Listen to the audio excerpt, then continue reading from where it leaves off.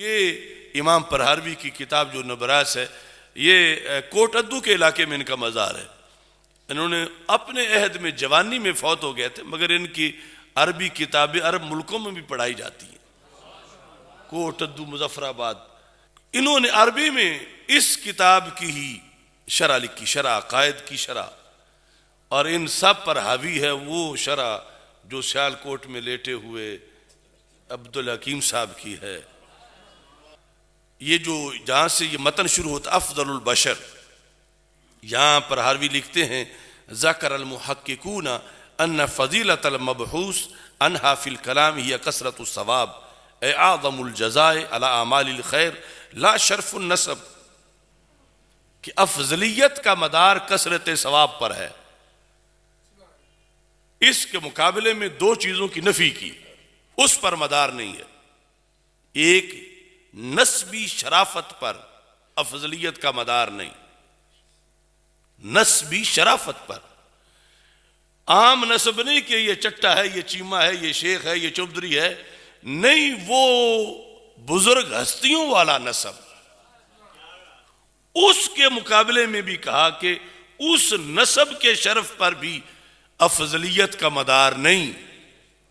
ایک اس پر مدار نہیں، دوسرا کہ ظاہری طور پر بندگی کون زیادہ کرتا ہے، اس پر بھی نہیں. مدار یہ ہے کہ اللہ کے ہاں ثواب کس کا زیادہ ہے. یہ بات بھی جلد ہضم نہیں ہوگی، سوچنی پڑے گی. اور انہوں نے پھر اس کی مثال دی. فرمایا کہ مثال کے طور پر وَإِلَّا لَازِمَ أَن يَكُونَ وَلَدُ النَّبِيِّ صلی اللہ علیہ وسلم افضل من النبی الذی لیس ابوہ نبیا، کہ اگر لونا شرف نسب کی بنیاد پر افضلیت، تو پھر جو بندہ کسی نبی کا بیٹا ہے، ولد النبی ہے لیکن خود نبی نہیں، بیٹا اللہ کے نبی کا ہے، تو اس کی نسبی شرف تو کمال درجے کی کہ نبی کا فرزند ہے. تو پھر اگر نبی کے یعنی شرف نسب کو فضیلت کا مدار، افضلیت کا مدار، فضیلت تو ہے ہی، افضلیت کا مدار اگر شرف نسب کو بنایا جائے، تو امام عبدالعزیز پرہاروی نے کہا، جو آپ کا ذہن بھی اس بات کو مانے گا، کہ پھر وہ جو کسی نبی کا بیٹا ہو، خود نبی نہ ہو لیکن وہ افضل ہو اس سے جو نبی تو ہے مگر بیٹا نبی کا نہیں ہے.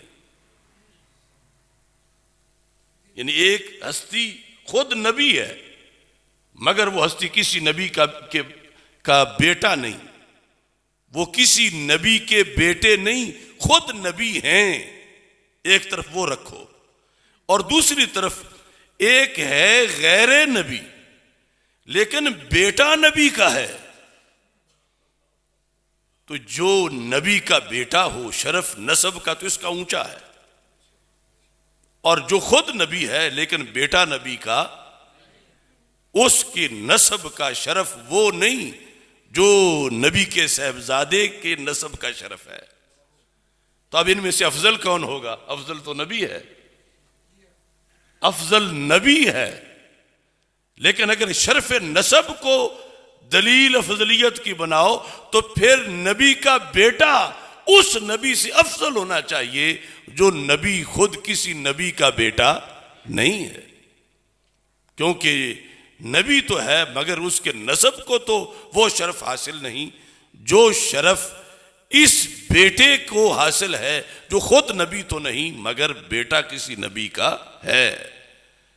تو اس واسطے شریعت میں افضلیت کا مدار شرف نسب پر نہیں، ورنہ یہ لازم آگا کہ غیر نبی نبی سے افضل ہو جائے، اور غیر نبی کو نبی سے افضل ماننے سے کفر لازم آتا ہے. شرف نسب ہے، یعنی عام نسب کی بات نہیں کر رہا دنیا داری والے، وہ اللہ کے ہاں عظیم نسب جو ہے نبی کا فرزند ہونا، اور اس کی فضیلت بھی ہے. لیکن دو ذاتوں میں جب افضلیت کا تقابل ہوگا تو افضلیت کا مدار شرف نسب پر نہیں ہے، کیونکہ جو نبی کا اللہ کے ہاں ثواب ہے وہ ثواب اس کا نہیں جو بیٹا اگرچہ نبی کا ہو مگر نبی نہ ہو خود، اس کا وہ ثواب اللہ کے ہاں نہیں جو ثواب اللہ کے نبی کا ہے۔ تو ان میں سے افضل کون ہوگا؟ جو اللہ کا نبی ہے۔ ایک یہ چیز بیان کی کہ افضلیت میں شرف نسب کا مدار نہیں ہے۔ دوسرا، ظاہری طاعت کا مدار بھی نہیں ہے، چونکہ عمومی طور پر تو ہم ذہن میں یہی سمجھتے ہیں کہ جس نے نمازیں زیادہ پڑھی ہیں، مثال کے طور پر نفل بھی زیادہ پڑھے ہیں، چونکہ تارک تو نماز کی فرض کی دوسری ہستی بھی نہیں، ایک نے ظاہری جو اطاعت ہے، بندگی ہے، کثرت سے کی، تو یہ ہوگا کہ جس نے کثرت سے بندگی کی ہے پھر اس کا ثواب زیادہ ہوگا، پھر یہ افضل ہوگا۔ تو امام پرہروی نے کہا یہ بھی نہیں۔ کیوں؟ فرمایا اگر کوئی بطور فرض، آج چلو بوری سونا تو مل ہی سکتا ہے، کسی نے آج 15ویں صدی میں ایک بوری سونے کی اللہ کے راستے میں دی، اور ادھر صحابی نے ایک مٹھی دی تھی،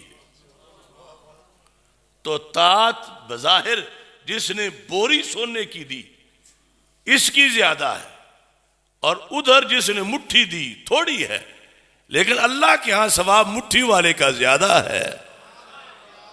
بوری تو کیا اوت پہاڑ بھی دے دے تو اس مٹھی کو نہیں مل سکتا۔